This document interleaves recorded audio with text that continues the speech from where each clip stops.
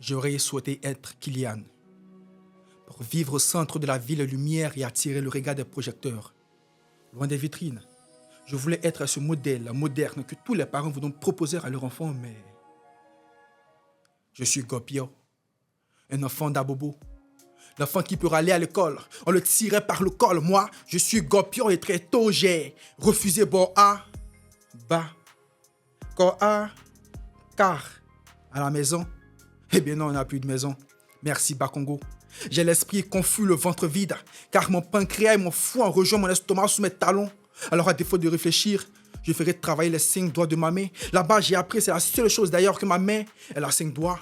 En voici 1, en voici 2, puis en voici 3. 3. Bon, je ne sais même pas compter. De toutes les façons, chacun fera son bon petit métier.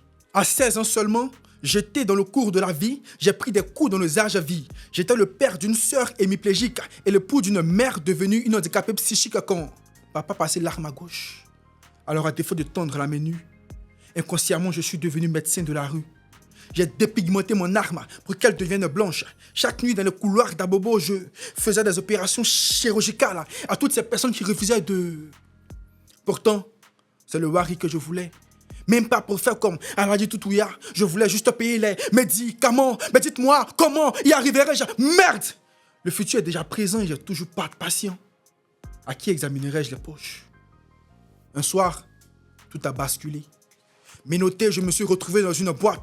Et dans cette pénombre, j'avais perdu la notion du tic. Tac! Et malgré toutes mes tactiques pour sortir de là, l'échec me rendait toc toc. Et c'est là que la vie a fait usage de son marteau pour me donner un coup.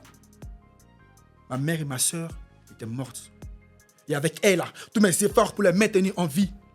Après avoir purgé ma peine, je fus détaché de mes chaînes. Avec le cœur plein de haine, je retournai dans la commune qui m'a vu naître, prêt à continuer cette guerre. Tel un chien enragé, je voulais croquer à pleines dents leur peau, leur voir saigner pour montrer mon comeback, mais très tôt dans les rues, j'ai croisé cette meute échangée, dressée par le conseil de Ambak. Ambak, de là où tu es, que ton âme repose en paix. À présent, doté d'un nouveau mindset, fallait donc rêver à un monde nouveau et puis dessiner son avenir.